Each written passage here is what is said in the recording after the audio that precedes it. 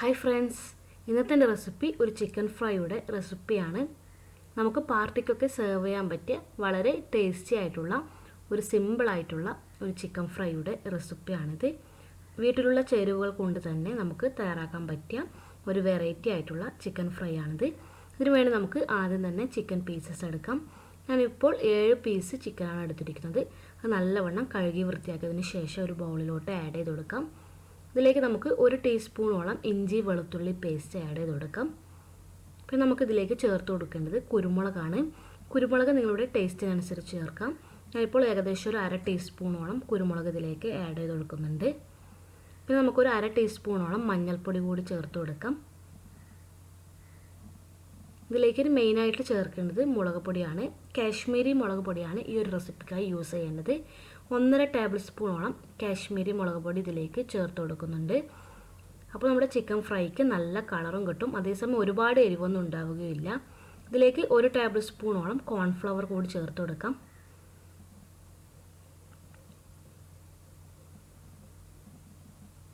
പാകത്തിനുള്ള ഉപ്പ് കൂടി ചേർത്ത് കൊടുക്കാം.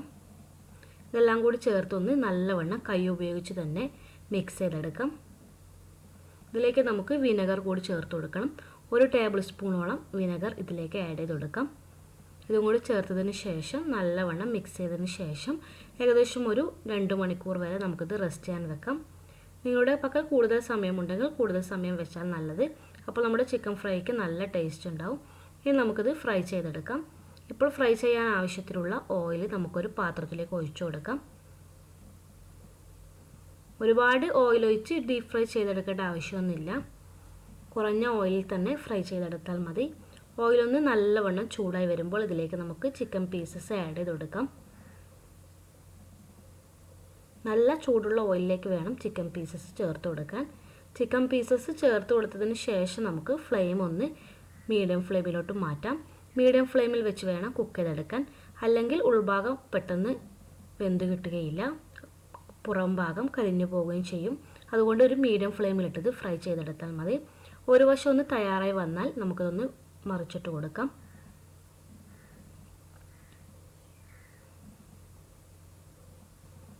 വീട്ടിൽ ഗസ്റ്റൊക്കെ വരുമ്പോൾ ഇതുപോലെ ചിക്കൻ ഫ്രൈ ചെയ്ത് കൊടുത്താൽ മതി. നമ്മൾ സാധാരണ തയ്യാറാക്കുന്നതിൽ നിന്നും നല്ല വെറൈറ്റി ആയിട്ടുള്ള ഒരു ടേസ്റ്റ് ആയിരിക്കും ഈ ഒരു ചിക്കൻ ഫ്രൈക്ക്. ഇപ്പോൾ ചിക്കൻ ഫ്രൈ 2 ഭാഗവും നല്ലവണ്ണം ഫ്രൈ ആയി വന്നിട്ടുണ്ട്. നമുക്കിതൊരു സൈഡിലോട്ട് മാറ്റി വെക്കാം. പാനിൽ നിന്ന് എടുത്ത് മാറ്റേണ്ട ആവശ്യമില്ല, ഒരു സൈഡിലോട്ട് മാറ്റിയാൽ മതി.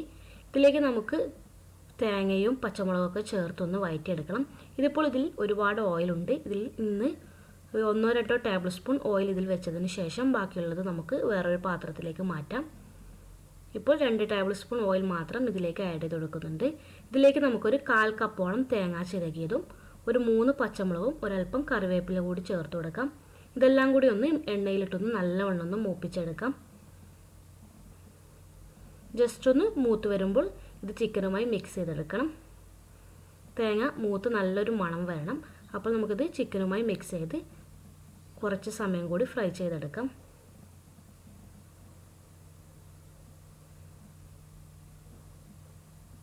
ചിക്കന് നമ്മൾ ഈ തേങ്ങ ഫ്രൈ ചെയ്തതിൻ്റെ മിക്സ് കൂടി കൂടുമ്പോൾ നല്ലൊരു ടേസ്റ്റി ആയിരിക്കും, നല്ലൊരു വെറൈറ്റി ടേസ്റ്റ് തന്നെ ആയിരിക്കും. നമുക്ക് ചിക്കനുമായി നല്ലവണ്ണം ഒന്ന് മിക്സ് ചെയ്തെടുക്കാം. തേങ്ങ ചിക്കനെ നല്ലവണ്ണം കോട്ട് ചെയ്ത് വരണം. അതുവരെ നമുക്കിത് മിക്സ് ചെയ്ത് കുറച്ചധികം സമയം കൂടി ഫ്രൈ ചെയ്തെടുക്കാം. തേങ്ങ കരിഞ്ഞു പോകാനൊന്നും പാടില്ല. ഒരു മീഡിയം ഫ്ലെയിമിലിട്ട് തന്നെ ഇതും ചെയ്തെടുത്താൽ മതി. തേങ്ങ കരിഞ്ഞു പോയാൽ നമ്മുടെ ചിക്കൻ ഫ്രൈയുടെ ടേസ്റ്റ് ആകെ മാറിപ്പോകും, അത് പ്രത്യേകം ശ്രദ്ധിക്കുക. ഇനി നമുക്ക് ഏകദേശം ഒരു 1-2 മിനിറ്റ് വരെ ഇതുപോലെ ഒന്ന് ഫ്രൈ ചെയ്തെടുത്താൽ മതി. ഇടയ്ക്കൊന്ന് ഇളക്കി കൊടുക്കാൻ മറക്കരുത്. ഇപ്പോൾ നമ്മുടെ വെറൈറ്റി ആയിട്ടുള്ള ചിക്കൻ ഫ്രൈ തയ്യാറായിട്ടുണ്ട്. ഇനി നമുക്കിതൊരു സെർവിങ് പാത്രത്തിലോട്ട് മാറ്റണം. നല്ല ടേസ്റ്റി ആയിട്ടുള്ളൊരു ചിക്കൻ ഫ്രൈ ആണിത്. നമുക്കിത് പാർട്ടിക്ക് സൈഡ് ഡിഷായിട്ട് സെർവ് ചെയ്യാൻ പറ്റിയ ഒരു ഐറ്റമാണിത്. നമുക്ക് ചപ്പാത്തിയുടെ കൂടെയോ അതേസമയം പൊറോട്ടയുടെ കൂടെയോ അല്ലെങ്കിൽ ഗീ റൈസിൻ്റെ കൂടെയോ ഒക്കെ കോമ്പിനേഷനായി നൽകാൻ പറ്റിയ നല്ലൊരു ചിക്കൻ ഫ്രൈ ആണ്. എൻ്റെ ഈ വീഡിയോ നിങ്ങൾക്ക് എല്ലാവർക്കും ഇഷ്ടമാണെന്ന് വിചാരിക്കുന്നു. ഇഷ്ടമായെങ്കിൽ ഈ വീഡിയോ ലൈക്ക് ചെയ്യാനും ഷെയർ ചെയ്യാനും അതോടൊപ്പം തന്നെ നിങ്ങൾ ഇതുവരെ എൻ്റെ ചാനൽ സബ്സ്ക്രൈബ് ചെയ്തില്ലെങ്കിൽ സബ്സ്ക്രൈബ് ചെയ്യാനും മറക്കരുത്. കൂടെ തന്നെ ആ ബെല്ലൈക്കൺ കൂടി ഒന്ന് പ്രസ് ചെയ്യണം. അപ്പോൾ ഞാൻ പുതുതായിട്ട് വീഡിയോസ് ഇടുമ്പോൾ നിങ്ങൾക്ക് നോട്ടിഫിക്കേഷൻ ലഭിക്കുകയുള്ളൂ. അപ്പോൾ വീണ്ടും നല്ല നല്ല റെസിപ്പിയുമായി കാണാം. അതുവരെ എല്ലാവർക്കും ബൈ, ടേക്ക് കെയർ.